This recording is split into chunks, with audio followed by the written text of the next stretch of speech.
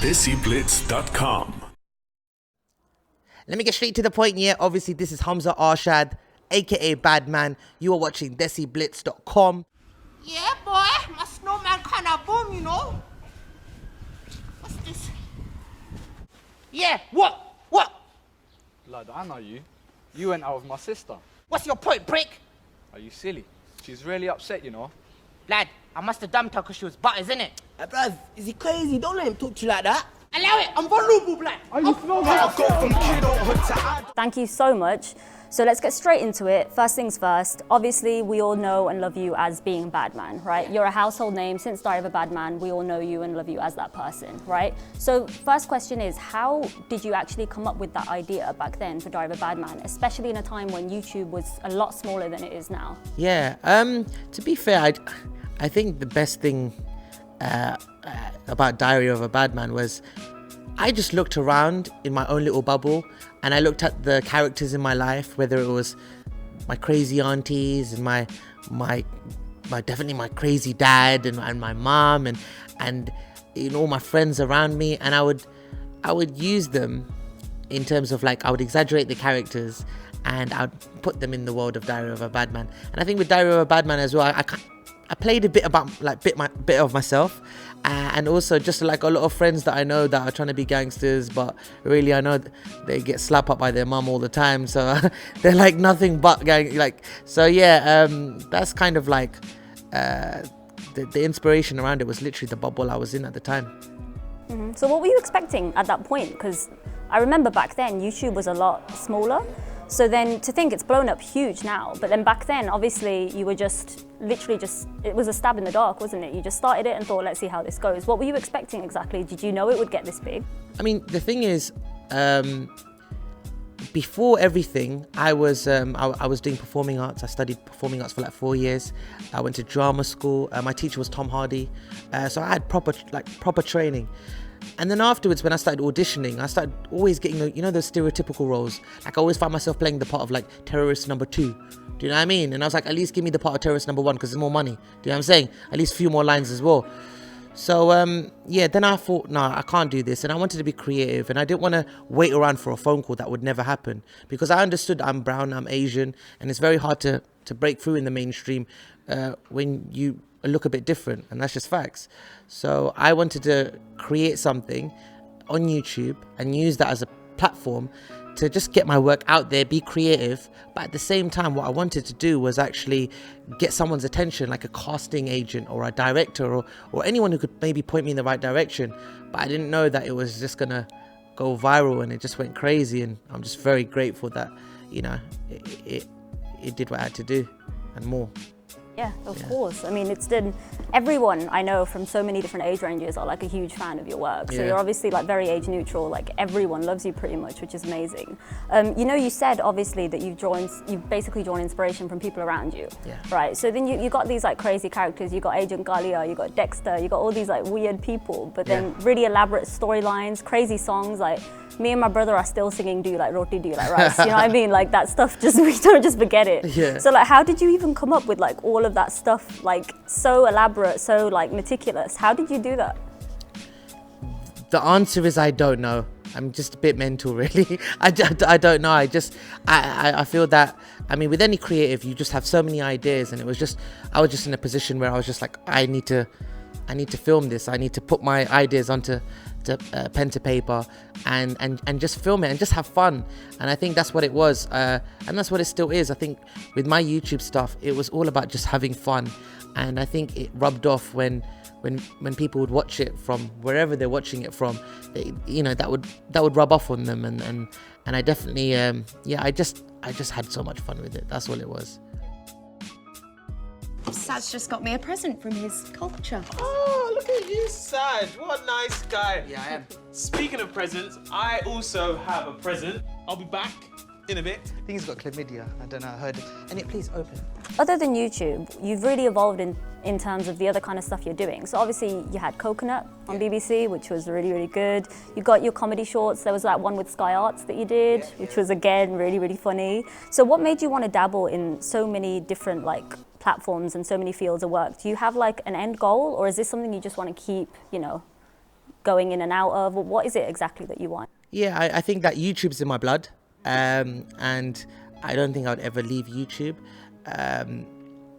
But you can't put all your eggs in one basket, and you have to realize that if I'm in a certain position, you know, I'm able to, you know, there's other opportunities out there for me where I can go out and act and do mainstream stuff, or, you know, do stand up on the other side of the world, and now obviously writing my own book, and I just want to keep busy, and yeah, I just want to do as much as possible. I just believe that it's know your worth and know what you're capable of, and I think it's really important, especially for the viewers, to realize that, you know, if you've conquered one thing, that's great, but what's next? You know, don't ever be complacent. You should always keep going, and one day you will look back and you'll be like, wow, did I do this? Yes, because you can. And I think that's really important. Amazing, a really positive message as well. And you actually touched upon my next question, which was why exactly now did you decide, okay, time to write a book? Because obviously it was always films, YouTube, this, that and the other, and then you completely changed platforms, which is amazing because it's something entirely different. What made you think at this moment, okay, I'm going to write a book? What happened?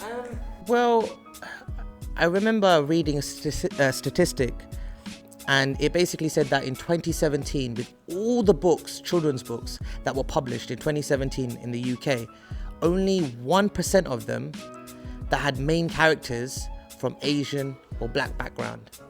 Only 1%. And that's horrible. I was like, what? Are you mad? Like, that's dumb. So I was like, hang on a minute.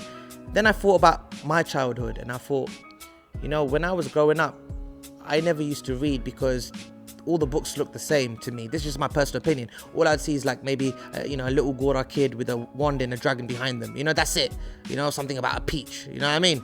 You're just making me hungry. I don't get it. So I'm just thinking, I need to make my own story. And I know for a fact that if I was young and I was in the library and I saw, you know, a young kid that looked like me, and I could pick that book up and I could read stuff that I could relate to, like, oh, my auntie does that, or yeah, I love gulab jamun, or whatever it is. I think that's so important. So yeah, I think it was that, and then also, you know, to become rich. That'd be nice, you know, buy a Lamborghini. I'll buy you one too. Well, yeah, I mean, that's a really, really great idea. Like you said, it's the same. I think a lot of us grow up just not being able to relate, not just to any book characters, but TV characters. You look at them and you think, I just have nothing in common with you. So it is amazing that you can have something like this for, you know, for kids like him who can actually read this book and think, oh, this kid is like me. So how exactly did you come up with, for example, the storyline of the book? It's the invasion of the killer aunties, which we're all familiar with that, but it's nice that you're putting that in a book. So what sparked that idea?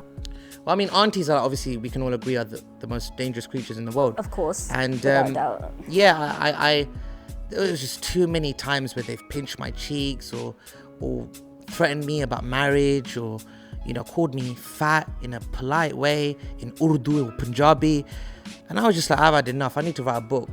And yeah, I just thought about me, you know, as a young child, and I thought about Diary of a Badman, and I wanted to base his character when he was 11, when he was 12 years old, growing up with his friends. So it's the Diary of a Badman world, but it's when he was a young kid, still with his crazy mum and crazy dad, with all of the stuff going on. And yeah, I just wanted to make it in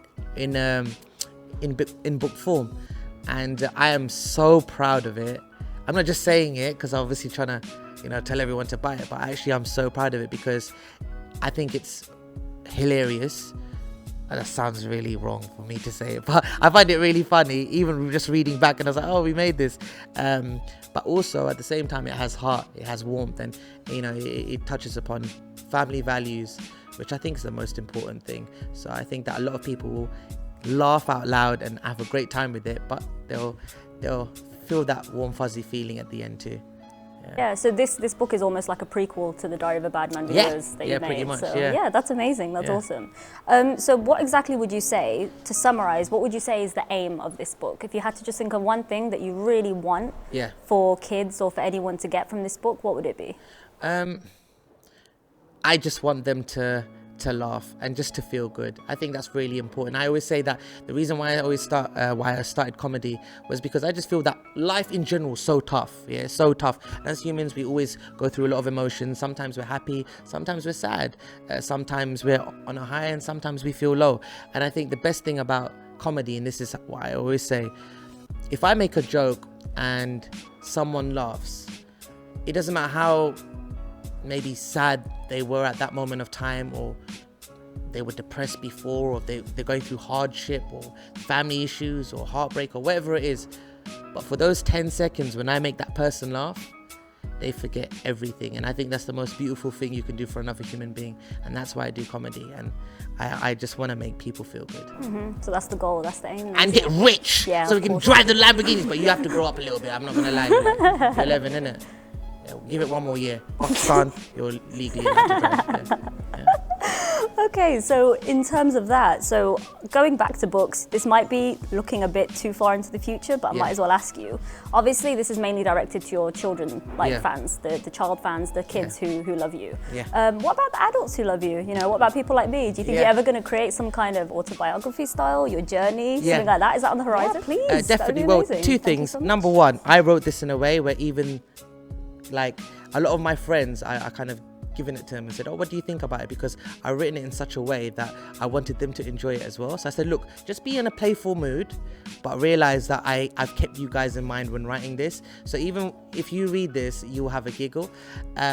So yeah, that's one thing that I'm really happy about. But in terms of autobiography, I don't know. I think I've still got a long way to go, maybe. But I have a lot to say, so definitely one day soon. If Penguin maybe, I don't know, gives me like 3-4 million, shall we say, for an autobiography, yep, thumbs up. That's a verbal agreement, well, physical verbal agreement, I guess. Yeah, I can confirm that, law student. Yeah, thank you. verbal She agreement. laughed, so that's definitely confirmed it. Now, so yeah, hopefully let's see what happens. I've got a great relationship with Penguin and Puffin Books, and definitely this is definitely not a one-off. So yeah, you'll definitely be able to see more soon. Yeah. Thank you so much for your time, Humza. It's honestly been such a pleasure interviewing you. Thank you for having me. I hope No problem. you guys invite me again down soon. Yeah. Thanks.